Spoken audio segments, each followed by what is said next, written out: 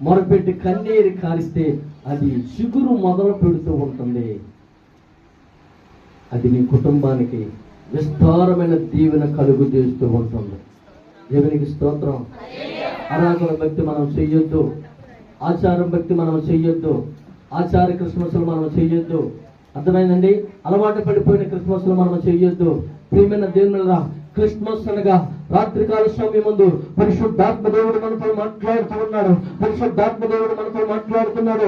ఇదిగో నీ గృహం మీద ఇదిగో క్రిస్మస్ అని స్టార్ పెట్టావేమో, ఇదిగో నీ గృహం చుట్టూ ఇదిగో సుందరమైన లైటింగ్ పెట్టావేమో, ఇదిగో నీవు కావలసిన అందమైన వస్త్రాలు ధరించవేమో, మంచి పిండి వంటలు చేసేవేమో, నీకున్న ధనమును బట్టి నీకున్న బలమును బట్టి నీవు పండుగ వాతావరణం మునిగిపోతూ ఉన్నావేమో, నీ బంధువులు నీ సేవకులు పిలిచేవేమో, వారికి నీవు మరి విందుని ఏర్పాటు చేసేవేమో. కానీ నా ప్రభు అంటున్నాడు, ఇదిగో క్రిస్మస్ ఆరాధనలో నీవు నాకు శిరస్సు వచ్చి తల వంచినట్లయితే, నాకు నీవు వంగినట్లయితే అది నిజమైన క్రిస్మస్. దేవునికి స్తోత్రం. అది నిజమైన క్రిస్మస్. రకరకాల క్రిస్మస్లు ఉన్నాయి.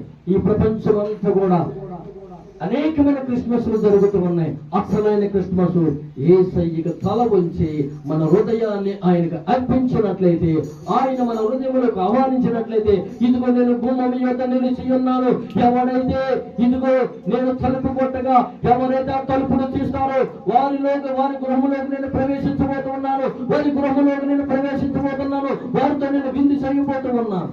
దేవాది దేవుడే నీ గృహానికి వచ్చి తలుపు కొడుతూ ఉంటే నువ్వు తీయలేని స్థితిలో ఉన్నావేమో. తలుపు కొడుతున్నప్పటికీ కూడా, ఆ శబ్దం వినబడినప్పటికీ కూడా నువ్వు తీయలేని స్థితిలో ఉన్నావేమో. ప్రభువు యేసుక్రీస్తు వారు కొట్టి కొట్టి కొట్టి కొట్టి ఇంకొక గృహానికి వెళ్ళిపోతారు.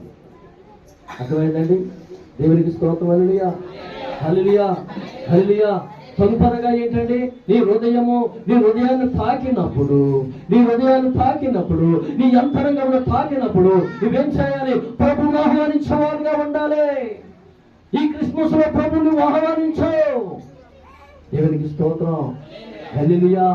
ప్రభువు నీ హృదయంలోకి ఆహ్వానించు, నీ గృహంలోకి ఆహ్వానించు, నీ కుటుంబంలోకి ఆహ్వానించు. నీ కుటుంబ సమేతంగా దేవుని సన్నిధికి వచ్చి మోకాలేసి, అయ్యా నా కొరకు నీవు ఇదిగో ఈ లోకంలో జన్మించావయ్యా, నా కొరకు నీవు ఇదిగో 33 సంవత్సరాలు జీవించావు, నా కొరకు ప్రాణం పెట్టావు, నా కొరకు రక్తం కార్చావు, నా కొరకు ముళ్ళ కిరీటం పెట్టావు, నా కొరకు 39 కొరడా దెబ్బలు, నా కొరకు నీవు నలగొట్టబడ్డావయ్యా అని నువ్వు కన్నీరు కార్చినట్లయితే, మొరపెట్టినట్లయితే నీ కుటుంబంలో ఒక సిగురు పుట్టబోతూ ఉంటుంది. దేవునికి స్తోత్రం.